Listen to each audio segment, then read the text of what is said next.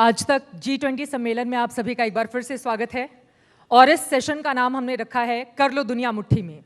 वैसे भी भारत का सबसे बड़ा सोलर पार्क हिंदुस्तान में है, दुनिया में अपनी उपस्थिति दर्ज कराता हुआ नंबर 1 पर है। दुनिया का सबसे ऊंचा रेल ब्रिज हिंदुस्तान में है। दुनिया का 10,000 फीट की ऊंचाई पर मौजूद टनल हिंदुस्तान में है और दुनिया का सबसे बड़ा यूट्यूब पर चलने वाला न्यूज़ चैनल आज तक भी हिंदुस्तान में ही है। तो दुनिया तो पहले ही हमारी मुट्ठी में है। इस दायरे को और ज़्यादा विस्तार देने की हमारी कोशिश है और इसी के तहत G20 शब्द का जैसे ही जेहन में विचार आता है, उसके साथ ही प्रधानमंत्री नरेंद्र मोदी की लाल किले की प्राचीर पर दी गई वो पंक्तियां याद आ जाती हैं जिनमें उन्होंने विश्व मित्र शब्द की संज्ञा दी है। इसके जरिए हिंदुस्तान कैसे आगे बढ़ेगा, हमारे साथ हरदीप सिंह पुरी जी हैं जिनके ऊपर सबसे ज्यादा जिम्मेदारी इस बार रहने वाली है, क्योंकि G20 को लेकर भारत मंडपम जब देश के सामने आया उसकी खूब ज्यादा तारीफ हुई और सबसे प्रमुख आयोजन वहीं पर होने वाले हैं। आपका बहुत स्वागत है केंद्रीय मंत्री जी आज तक पर। और मेरा सबसे पहला सवाल यही है, G20 को लेकर हिंदुस्तान, आपका मंत्रालय किस तरह से आगे बढ़ रहा है, क्योंकि 20 देशों का जो नेतृत्व अध्यक्षता हिंदुस्तान करने के लिए जा रहा है, उसमें क्या तैयारी, अब तक की क्या उपलब्धियां और क्या बड़ी चुनौती आप अपने सामने इस वक्त देख रहे हैं? नमस्कार। और सबसे पहले तो मैं आपको धन्यवाद करना चाहूँगा कि आपने मुझे शामिल किया। आपके आज जो G20 पे दिन भर कार्यक्रम चलेगा। देखिए, इस सेशन से पहले अमिताभ कांत जी एक सेशन था, उसमें उन्होंने जिस तरीके से माननीय प्रधानमंत्री जी के नेतृत्व में, उनकी अध्यक्षता में इस बार G20 के प्रोग्राम्स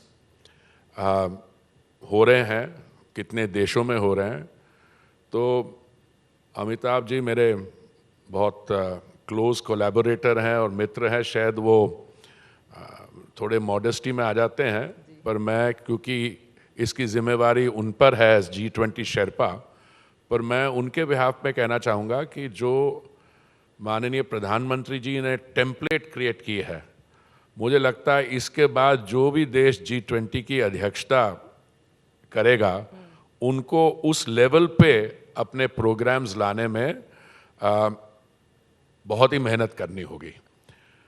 G20 एक प्लूरिलैटरल या मल्टीलैटरल ग्रुपिंग है और हम ये देख के चलें कि इसकी पैदाश कैसे हुई थी। जी।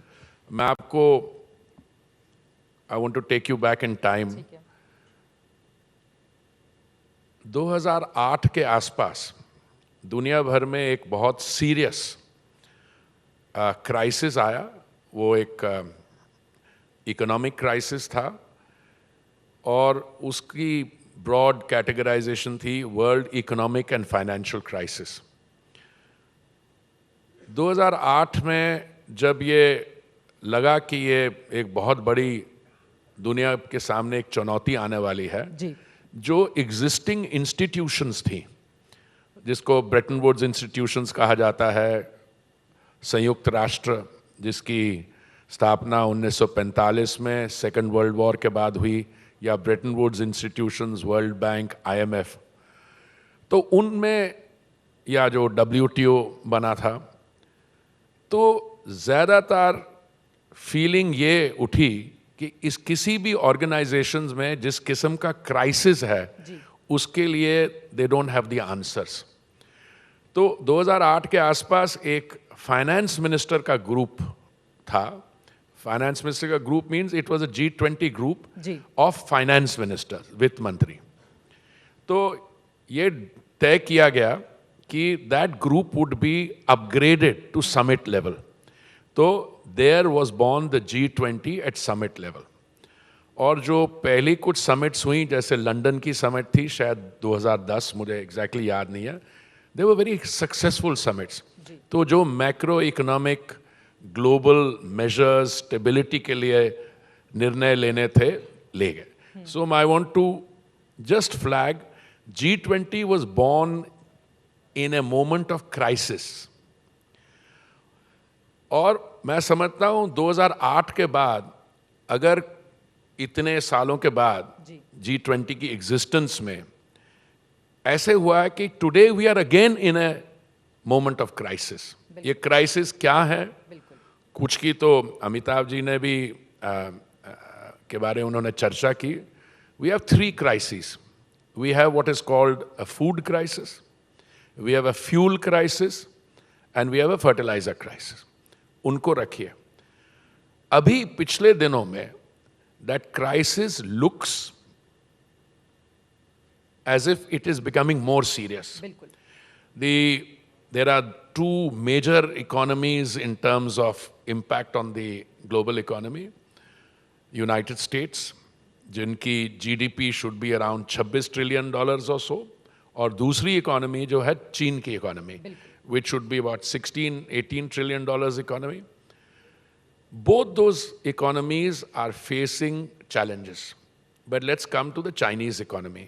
जो अभी लेटेस्ट इकोनॉमिक फिगर्स आए हैं, a very large real estate group there has filed for bankruptcy.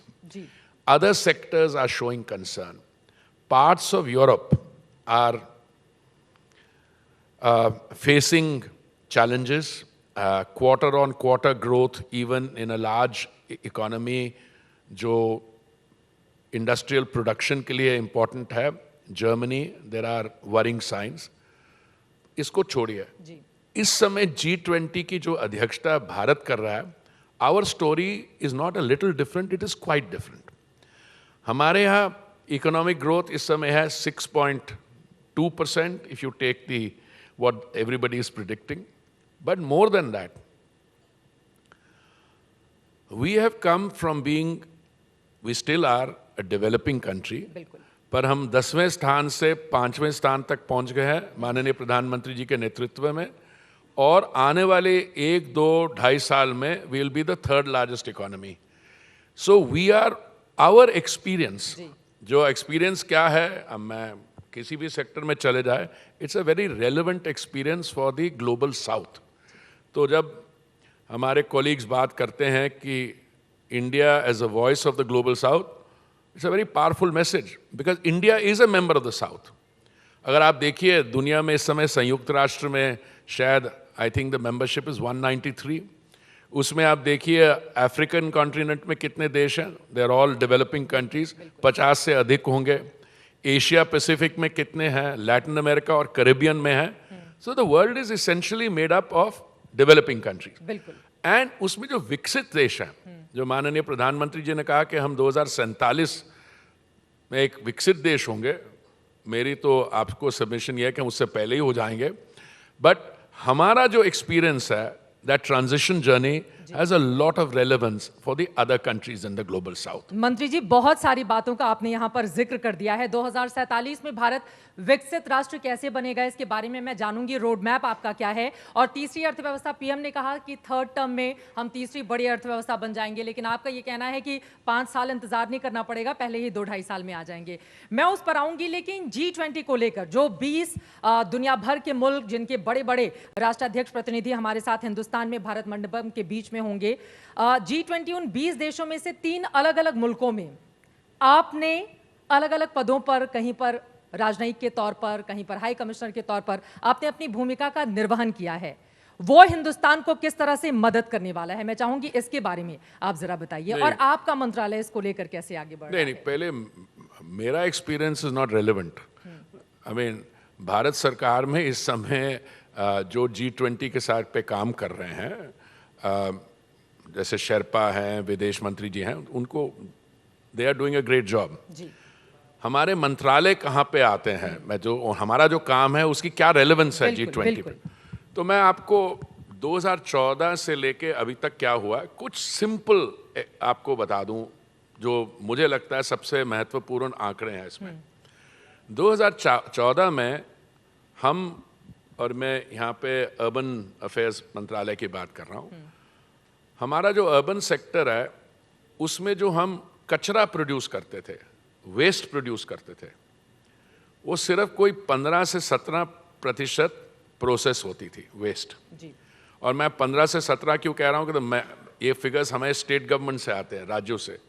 तो सबसे हाईएस्ट फिगर मैंने देखा 18%, सबसे लोएस्ट 14%। तो मैं आपसे पूछता हूँ कि ये अगर सिर्फ 15 या 16% वेस्ट रिप्रोड्यूस होती थी, बाकी का क्या होता था? वो जो बड़े कचरे के ढेर हैं जिनको आप लेगेसी डंप साइट्स कहते हैं, वहां जाती थी। जी। Just one. दूसरा, हमारे मंत्रालय की जो भी योजनाएं हैं, मैं आपको बताता हूं, जैसे द स्वच्छता सैनिटेशन, स्वच्छ भारत अभियान, जी जी। हमने 2014 से लेके अब तक हमारे मंत्रालय में और जो ग्रामीण क्षेत्र में मिला के कोई 12-13 करोड़ शौचालय बनाए हैं। ठीक है। शौचालय बनाने का सबसे बड़ा लाभ किसको होता है? द गर्ल चाइल्ड, बिल्कुल। Dignity of the girl child, बिल्कुल। कि आपको you don't go out for this thing. So माननीय प्रधानमंत्री जी ने 2014 15 अगस्त को जब देश को संबोधित किया था लाल किले से, उन्होंने कहा था कि by the time we celebrate Mahatma Gandhi's 150th birth anniversary, हमें we have to be open defecation free, और we were able to do that. बिल्कुल। हमने जो प्रधानमंत्री आवास योजना में आवास सैंक्शन किए, और मैं इसमें शहरी और ग्रामीण क्षेत्र बोथ दोनों को जोड़ता हूं, 3 करोड़ के अधिक, उसमें मालिकाना हक किसका है? हमारी बहनों का, महिलाओं का है। मैंने आपके प्रोग्राम में आने से पहले आज मैं कुछ फिगर्स देख रहा था, जो हमारा अर्बन सेक्टर है, वहाँ पे I wanted to see evidence, but 78% already is in the name of this thing. कुछ हमारी स्कीम्स हैं, जैसे आपके बेनिफिशियरी लेड कंस्ट्रक्शन है, आपका परिवार का घर हो, तो उसमें you can't come in new because somebody is already owning the house, we are getting it done there also. 2014 में देश में 14 करोड़ गैस के कनेक्शन थे। 8.5 साल 9 साल के अंदर वो 14 करोड़ गैस कनेक्शन बढ़कर आज 33 करोड़ हुए। हमारे बहुत मित्र लोग बैठे हुए हैं, मैं समझता हूं हम में से रसोई में जाके, ठीक है, कुकिंग के लिए ज्यादातर महिलाएं होंगी। मैं ये I don't want to take the wrong position, ज्यादातर महिलाएं होंगी। पहले क्या होता था? देश की आबादी तो आपको मालूम है, तो you can look at the number of house holds, पर अगर आपके पास सिर्फ 14 करोड़ कनेक्शंस थे, उनको बढ़ा के आपने 33 crore, again the beneficiaries of this योजना आर सिस्टर्स, महिलाएं। महामारी उज्ज्वला जो बिलो पॉवर्टी लाइन और इकोनॉमिकली वीकर सेक्शन के लिए है, 2016 मई में ये योजना शुरू की गई और 2019 तक 8 करोड़ उज्ज्वला कनेक्शंस दिए गए। महामारी के दौरान उज्ज्वला लाभार्थियों को 3 फ्री कनेक्शंस दिए गए। बिल्कुल। अगर मैं आपको ये सब गिनवाता जाऊं, ये इंडियन एक्सपीरियंस है, और अभी दुनिया में 5वें स्थान पे जो अर्थव्यवस्था है भारत, इंडिया, ये एक्सपीरियंस ग्लोबल साउथ के लिए भी रेलेवेंट है, और मैं समझता हूँ कुछ चीजें हम ऐसी कर रहे हैं जो साउथ के अलावा डेवलप्ड कंट्रीज के लिए भी एक्सपीरियंस है। बिल्कुल। तो माननीय प्रधानमंत्री जो कहते हैं कि G20 में हम जो कर रहे हैं, there is something for everyone. अब financial inclusion, digital India, I don't want to go into that because I am moving from my, हमारा मेट्रो सिस्टम देख लीजिए। बिल्कुल। 2002 में जब माननीय वाजपेयी जी प्रधानमंत्री थे, इसकी शुरुआत हुई। आज ये ज्यादातर काम पिछले 9 सालों में हुआ है। आज ये हमारा मेट्रो सिस्टम ऑलरेडी 870 किलोमीटर के करीब है। जी। आने वाले कुछ महीनों में, एक साल 1.25 साल में 1040 किलोमीटर और मेट्रो सिस्टम आ रहा है. ठीक वी है. Will be the world second largest metro system after China, surpassing the United States, Japan and Korea.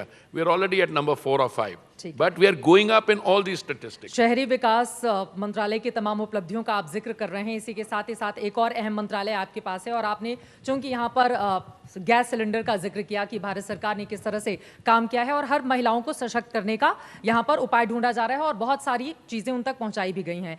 इसी से जुड़ा हुआ अब अगला सवाल मेरा ये है, चूंकि चुनाव में अब बहुत ज्यादा दिन बाकी नहीं है, 190 दिनों के बाद लोकसभा चुनावों की तारीख हमारे सामने होगी और चुनाव हो रहे होंगे. ऐसे में मेरा सवाल यह है, जब भी चुनाव आते हैं तो पेट्रोल डीजल के दाम थोड़े कम हो जाते हैं, रसोई गैस के दामों में कमी हो जाती है, तो आज कोई बड़ी घोषणा आज तक के इस मंच से आप करके जाएंगे जो आम आदमी है उसको किस तरह की राहत देने वाली है? आपकी सरकार, आपके मंत्रालय से क्या मिलने वाला है?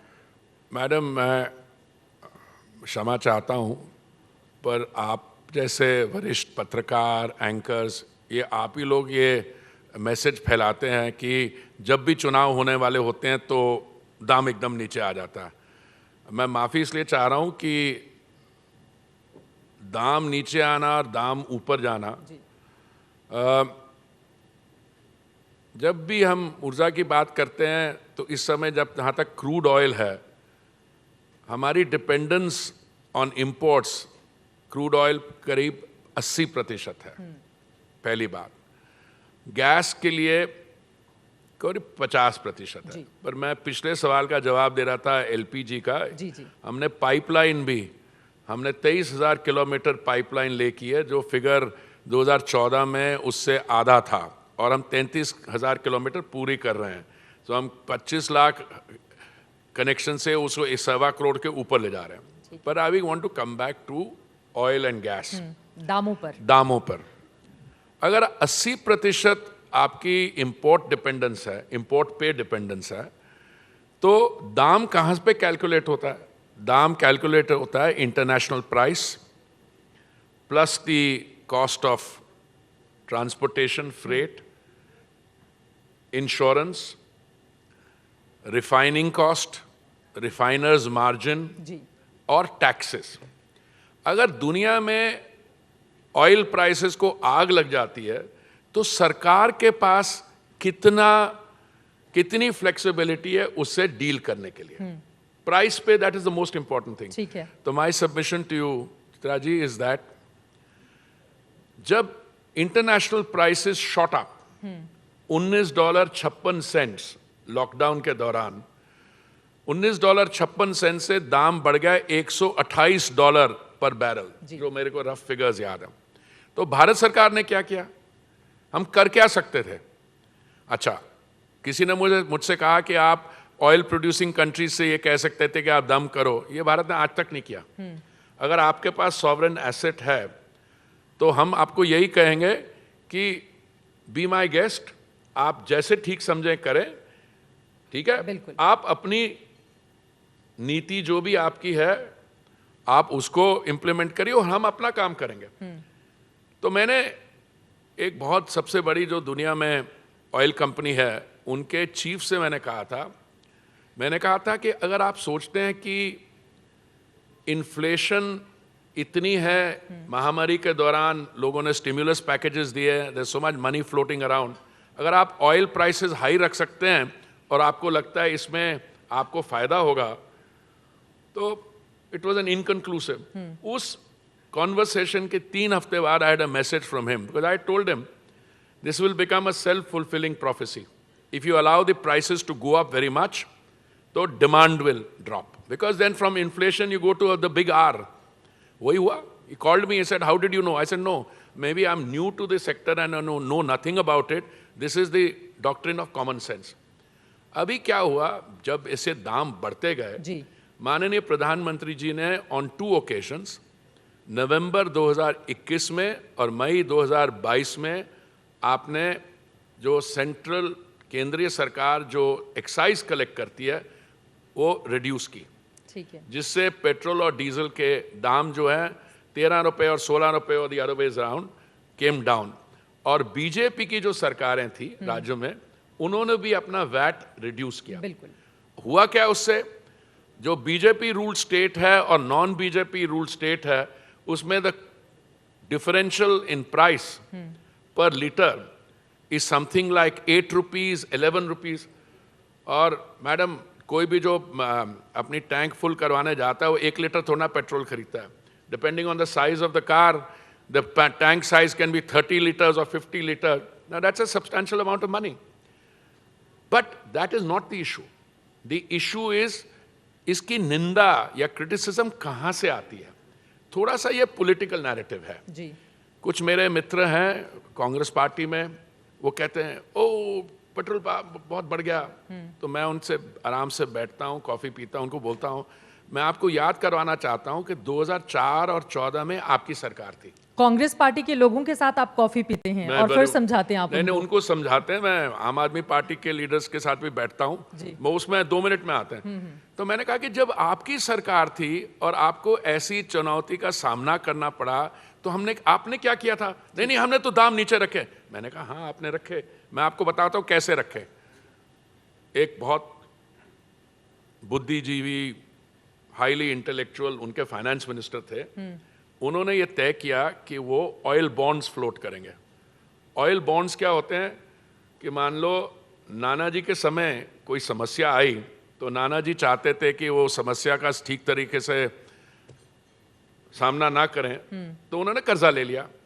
तो नाना जी ने 140 करोड़ का 141 करोड़ का 1,41 करोड़ का कर्जा लिया। My apology, 1,41,000 crore. और जो ग्रैंड चिल्ड्रन है हम उसमें आज 3,50,000 करोड़ रिटर्न कर रहे हैं। That is what I call a highly irresponsible manner of dealing with things. और उन्होंने भी करे, हम कैसे कर रहे हैं? हम अपने एक्साइज कट कर रहे हैं at a time when the prime minister was feeding 80 crore लोगों को एक दिन का 3 समय का ड्राई राशन, जो अभी भी चल रहा है। बिल्कुल ठीक है, और उसी के बलबूते बहुत सारे चुनाव भी आप लोगों की ओर से जीते गए हैं। अब मैं आ जाती हूं, चूंकि आपकी ओर से पी चिदम्बरम का जिक्र किया गया है। नहीं, मैंने नाम नहीं लिया किसी का। मुझे वही समझ में आया। नहीं, कभी आप ऐसे डिस्क्राइब करें तो वो कह रहा this cap seems to fit, वो आपने कहा जी। ठीक है, अब पूर्व वित्त मंत्री पी चिदम्बरम की ओर से हाल ही में कहा गया कि हम विश्व की तीसरी अर्थव्यवस्था बने, इसका बड़ा सपना दिखाया जा रहा है। ये तो ठीक है, लेकिन प्रति व्यक्ति आय के मामले में हिंदुस्तान 128वें नंबर पर है। इसको लेकर सरकार आगे क्यों नहीं बढ़ती है? मैं समझा नहीं, किस चीज पे हम 28वें नंबर पे? 128वें प्रति व्यक्ति आय के मामले में भारत। ये पी चिदम्बरम जी की ओर से कहा गया है, जब आप लोगों की ओर से दावा किया गया कि आगे आने वाले 5 सालों में हम तीसरी बड़ी अर्थव्यवस्था बनेंगे। मैं इंडिविजुअल इंडिसेस पे जाऊं, आप उनसे पूछा कि 2014 में हम कहां थे। देखिए, आज हमसे ये कहा जाता है कि देखिए आपकी जो योजनाएं हैं all of them are not reaching, पर आपने 1947 के बाद 2014 तक आप उसका इतिहास देखिए तो सबसे ज़्यादा टाइम इन पावर कौन सी पार्टी रही है? अच्छा, उनके 2 नैरेटिव्स हैं। एक, हमने इतना शानदार काम किया, उस पे आपने आगे काम किया, that is one narrative. The other narrative is कि आप तो 128, अरे उससे पहले कहाँ थे? मैं आपको कुछ ऐसे स्टेटिस्टिक्स देता हूं।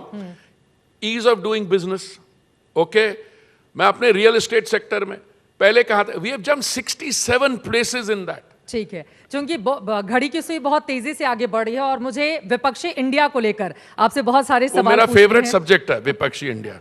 आई full stop N full stop D full stop I full stop A. इसी वजह से मैंने सोचा कि आखिरी के 6.5 मिनट बाकी हैं, मैं उस पर सवाल जरूर ले लूं।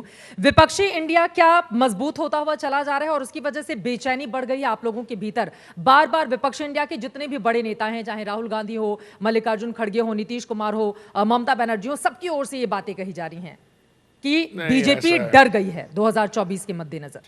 बीजेपी डर गई है। बीजेपी, मैं आपको बताऊं, every week brings more problems for the I full stop N full stop D full stop आई।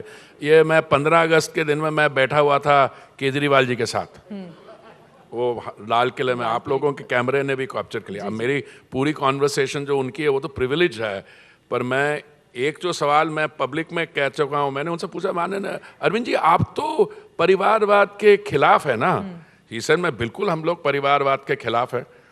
तो मैंने कहा ये आप ये जो पारिवारिक कंट्रोल वाली पार्टीज हैं, इनके साथ आपके कुछ वो कहते नहीं वो तो पॉलिटिक्स है। पॉइंट 1।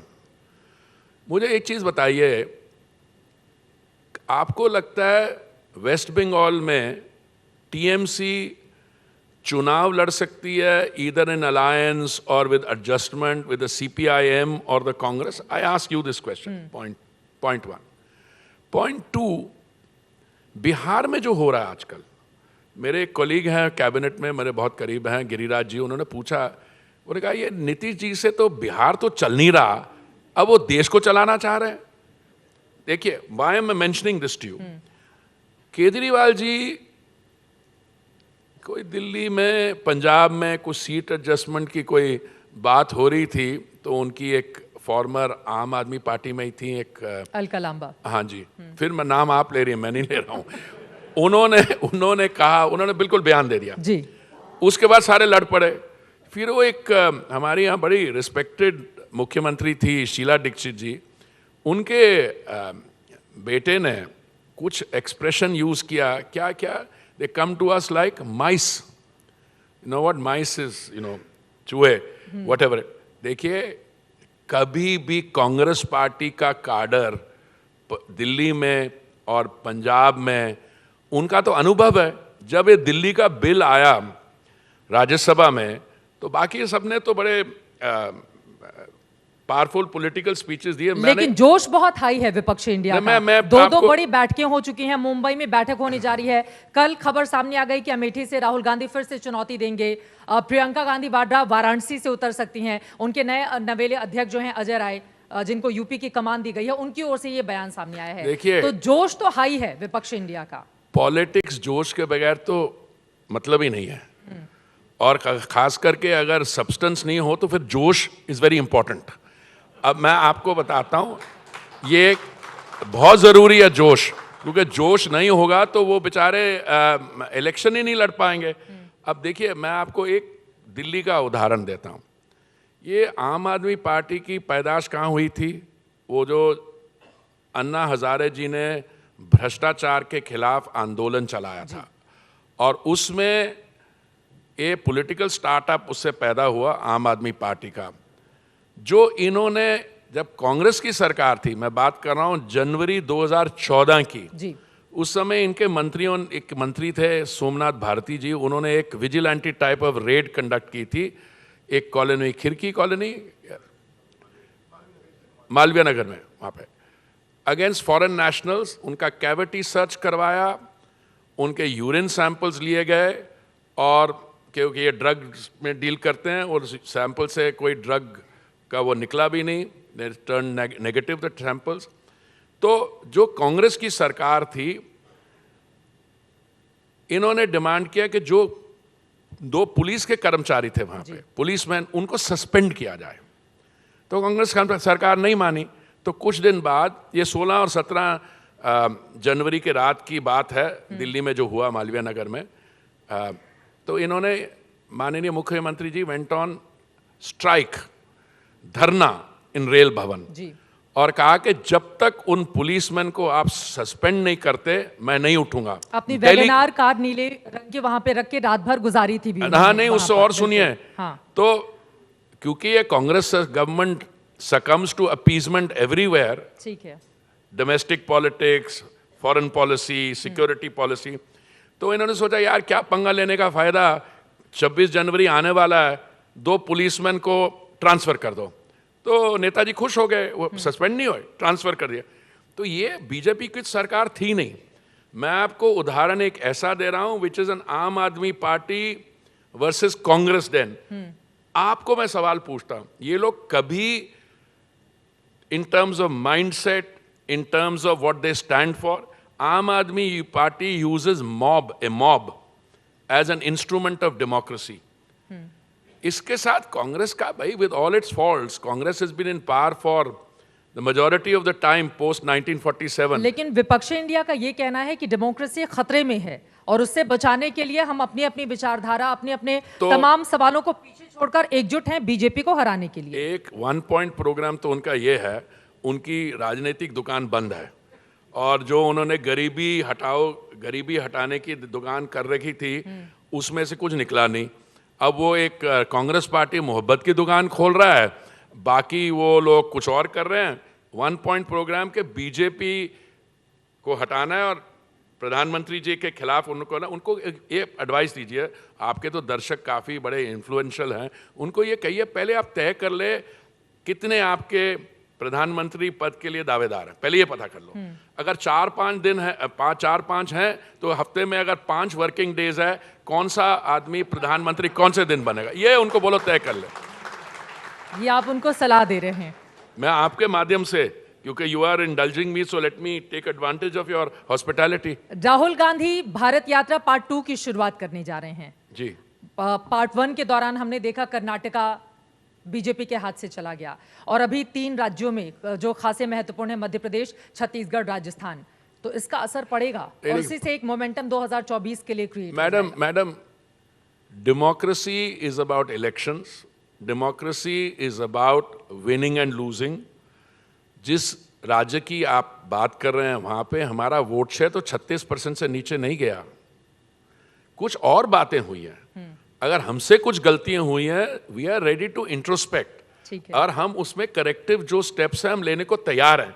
पर मैं चाहूंगा कि आप आज एक प्रोग्राम करिए, आप तो दक्षिण भारत में करते हैं, आप बेंगलुरु में या कर्नाटक में किसी स्टेट में करिए और वहाँ की जनता से पूछिए कि आपने जो ये नई सरकार लाई है इनमें क्या हो रहा है। देखिए अभी तो चुनाव के नतीजे आने के बाद कुछ ही समय हुआ, देखते जाइए जिस तरीके से वहाँ पे, मैं कांग्रेस पार्टी के अंदर की बात नहीं कर रहा हूँ, आपको अंदर की भी खबर है सारी? नहीं, तो हमसे आके गपशप लगाते हैं, वो हमसे अंदर आके की बातें शेयर करते हैं। बिल्कुल शेयर करते हैं, उनमें से कई लोग हमारी तरफ आना चाहते हैं।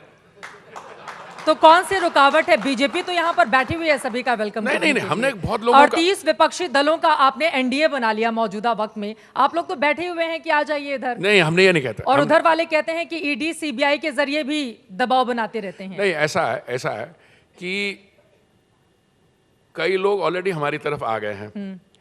कुछ लोग समझते हैं कि अभी 6 महीने का हो, नहीं तो बाइपोल करवाना पड़ेगा उनको, फिर दोबारा इलेक्शन लड़नी पड़ेगी। ठीक है, कुछ वो है, उनको निकाल दीजिए। मोटी बात इसमें यह है कि सीबीआई, ईडी और कौन सी आपने बात की, इनकम टैक्स, और वही कुछ और होता है।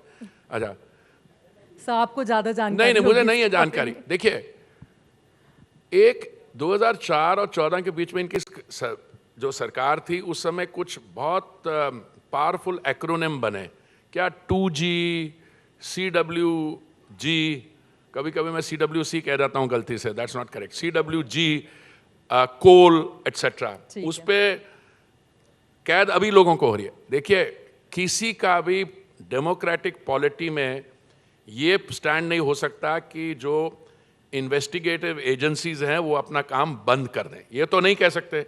अच्छा छोड़िए, आप इनसे पूछिएगा आपके जमाने में ये सीबीआई क्या करती थी, ठीक है? बट विपक्षी बहुत सारे चेहरे हमारे पास आएंगे, अभी एक एक करके उनके साथ भी सेशन होगा। ये सवाल आप उनसे पूछिए, समय खत्म हो गया। पहले सवाल ये पूछे, कुछ कांग्रेस के नेता उनसे पूछे आप बीजेपी को ज्वाइन करना चाहेंगे, वो कहेंगे नहीं हम तो ये नहीं, कहते नहीं, अगर करना चाहे तो टाइम से बता देना, बिकॉज बीजेपी की इस समय स्थिति ये है।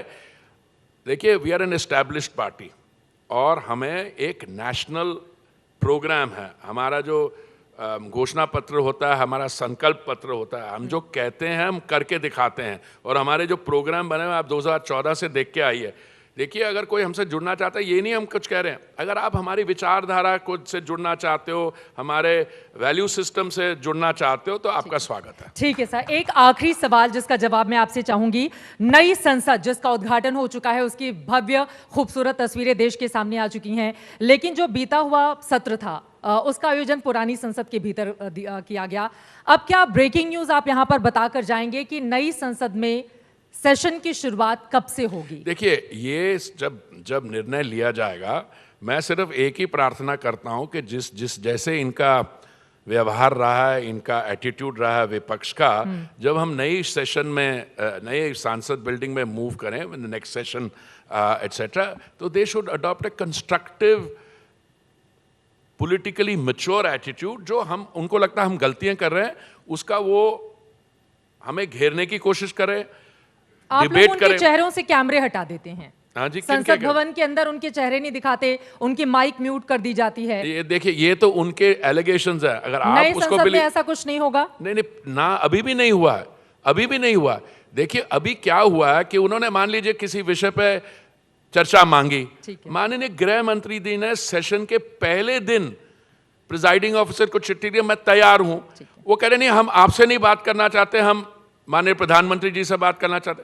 अरे भाई, आपके समय भी हुआ था, इंदिरा जी जब थी वहां तो एरियल एक्शन हो गया उस राज्य में, और उसमें क्या हुआ, क्या हुआ? आपके तरफ से कौन आंसर करने आया था? गृह मंत्री भी था, इनका एमओएस आया था, जहां तक मुझे याद है। I think Rajesh Pilot came to, तो हमारे गृह मंत्री, अच्छा गृह मंत्री जी ने कहा कि मैं डिस्कशन तैयार हूं। प्रधानमंत्री जी भी तैयार थे, उन्होंने जब उस विषय पर बात की उन्होंने वॉकआउट कर दिया। तो ये तो शूट एंड स्कूट पॉलिटिक्स है। एक लाइन में सर, मॉनसून सत्र चला गया, शीतकालीन सत्र नई संसद में शुरू हो जाएगा, सारे लोग वहीं पर बैठेंगे जी।